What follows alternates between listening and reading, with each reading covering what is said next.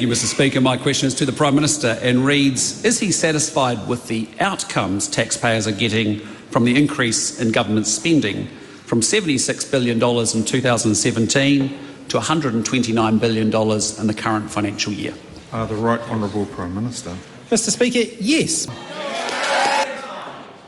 Why, despite spending $12.6 billion more on health, has every single health measure of performance, including ED wait times, specialist wait times and immunisations, got worse? We have had a shortage of doctors. We have had shortages in the health workforce that we have been focused on turning around. Why, despite spending $2.3 billion more on law and order, is violent crime up 33%, retail crime up 103%, and it's quite okay to have a ram raid every 15 hours in this country now?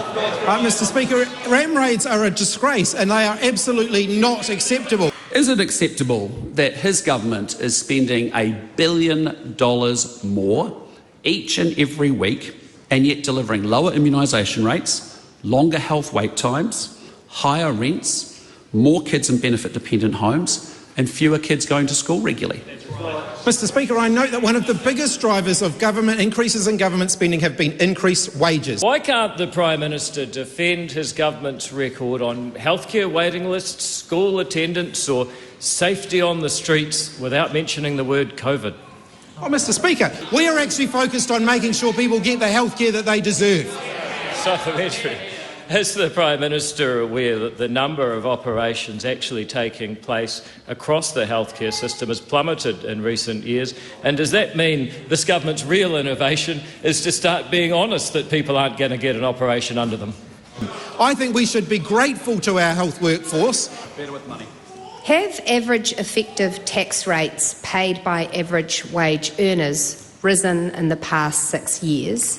And if so, by how much? Mr Speaker, it is correct that as a result of inflation that has occurred. The government is in receipt, I believe last year, I think it was about $600 million more as a result of that. Isn't it true that New Zealanders are being hit by higher tax rates, higher prices, higher interest rates, and yet he still refuses to adjust their tax? Mr Speaker, the economic conditions that New Zealanders are in today are a result of many different factors.